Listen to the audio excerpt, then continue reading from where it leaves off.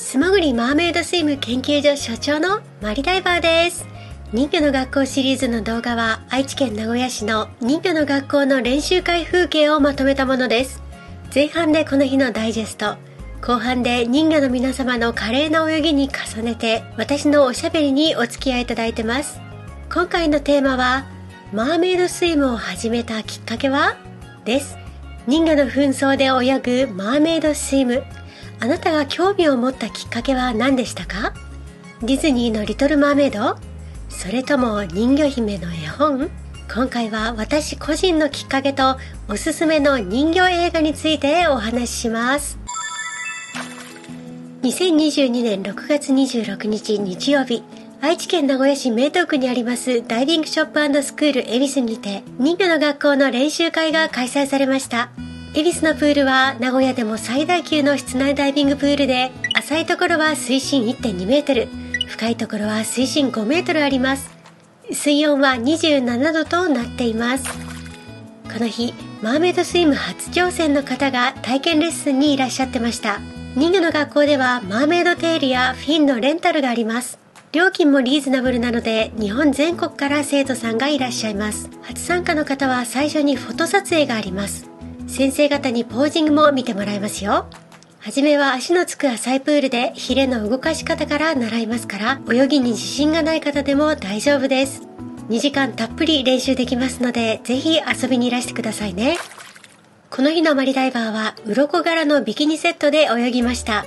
市販のレギンスやボディスーツをリメイクしたスポーティーなウェアです。マーメイドスイムは魚の下半身を模したマーメイドテールで泳ぐことが多いです。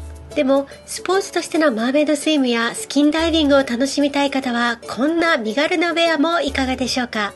この鱗ビキニのリメイク方法はこちらの動画で解説しています。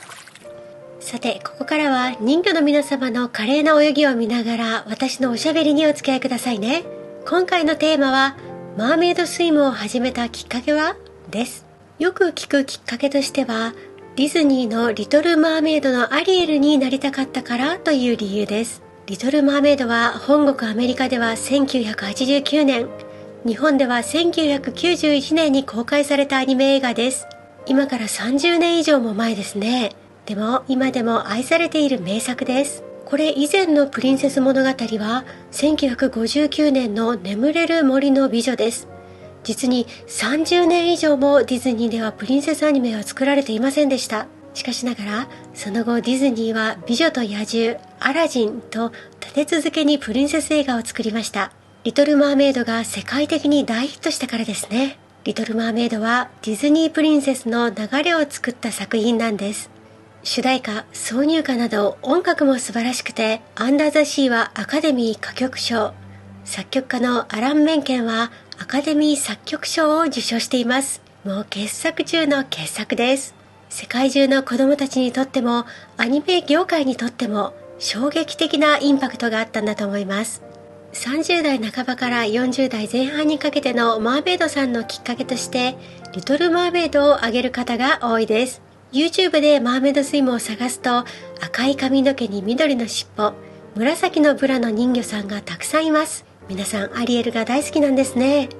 今回の初参加の人魚さんもアリエルのような緑のテールを身につけています。人魚の学校のレンタルでもアリエルのテールは大人気です。私もいつかアリエルテールを作ってみようかなと思っています。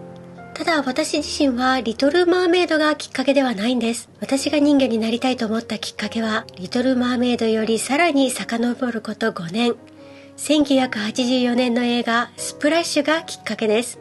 監督はアポロ13やバックドラフト、ダヴィンチコードが有名な若き日のロン・ハワード。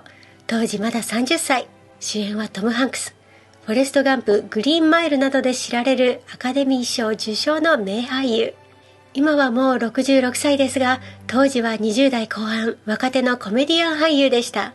そしてもう一人の主役がダリル・ハンナ。彼女もまだ20代半ばでした。この人魚役で世界的に注目されるようになりました。この若き3人が中心となって作り上げた青春の輝きを放つ人魚映画の金字塔、それがスプラッシュなんです。お話はファンタジックなラブストーリーです。ある日、少年アランは家族旅行の時に船の上から落っこちてしまうのですが、彼は全く泳げずに溺れかけます。そして海の中で美しい人魚の少女と出会います。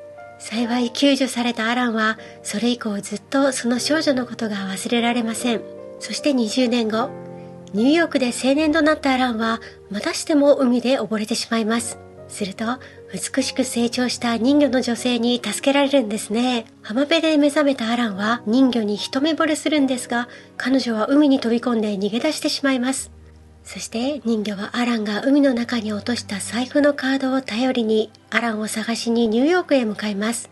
人間の世界をよく知らない人魚がニューヨークの街で無邪気にはしゃいだり、人魚を追っている科学者に捕らえられたりと、ワクワクハラハラの連続です。お子様も安心して見られるすごく楽しい映画ですよ。私はスプラッシュを初めて見た時にものすごい衝撃を受けたんですね。とにかく人魚がリアルだったからです。海の中を自由自在に泳ぐダリル・ハンナが、それはもう美しくて夢を見ているようでした。泳ぎ方も自然で本物の人魚そのものでした。なんせ40年近くも前の映画ですから CG ではなく本当に泳いでいます。長い髪を揺らめかせて難破船の中やサンゴの間を魚と一緒に泳ぐダリル・ハンナが本当に美しかったですね。スプラッシュが世界に与えた大きな影響が3つあります。1つ目はマディソンという名前が女性に付けられるようになったことです。それまではマディソンというのはマディソンスクエアガーデンみたいに通りの名前だったんですね。人名だとちょっと違和感がありました。でもこの人魚の名前がマディソンと名付けられると、自分の子供にマディソンと命名する親御さんがアメリカ中で続出したんですね。だから今アラフォーのアメリカ人女性でマディソンという名前の方は、多分ご両親がスプラッシュを見てすごく感動したからだと思います。二つ目は人魚は水に濡れると尻尾が生えるという表現が一般化したことです。この映画以前は私の知る限りですが、陸に上がると足が生えて水に入ると尻尾に変身するという映像表現はなかったと思います。アンデルセンの人魚姫も魔女に薬をもらって声と引き換えに人魚の足に変わります。でもその足は歩くたびにものすごく痛んで人魚姫は激痛に苦しんでいました。スプラッシュではマディソンがお風呂に入ると足が人魚の尻尾に変わってくるくるっとヒレが伸びるんですね。この表現が画期的だったからか、これ以降のドラマや映画では水に濡れると人魚に変身するというシーンが多く見られるようになりました。3つ目はマーメイドスイムが広まるきっかけとなったことです。海外で活躍している先駆者のベテランマーメイドさんたち、今40代後半から50代にかけての人魚さんのインタビューを読みますと、大抵映画スプラッシュを見て人魚に憧れたと書かれています。かくいう私も同じ世代です。この世代の人魚はスプラッシュに衝撃を受けた人が多いんですね。映画スプラッシュがなかったらこれほどマーメイドスイムが世界で流行していないかもしれません。そのぐらい全世界の人魚に影響を与えた映画です。マーメイド映画の金字塔と言っても過言ではありません。ということで、おすすめ映画のご紹介も兼ねて、私のマーメイドスイムのきっかけをお話ししました。あなたが始めたきっかけは何でしたか？いつかどこかの水中でお会いしたら、ぜひ聞かせてくださいね。では、また次の動画であなたとお会いできたら嬉しいです。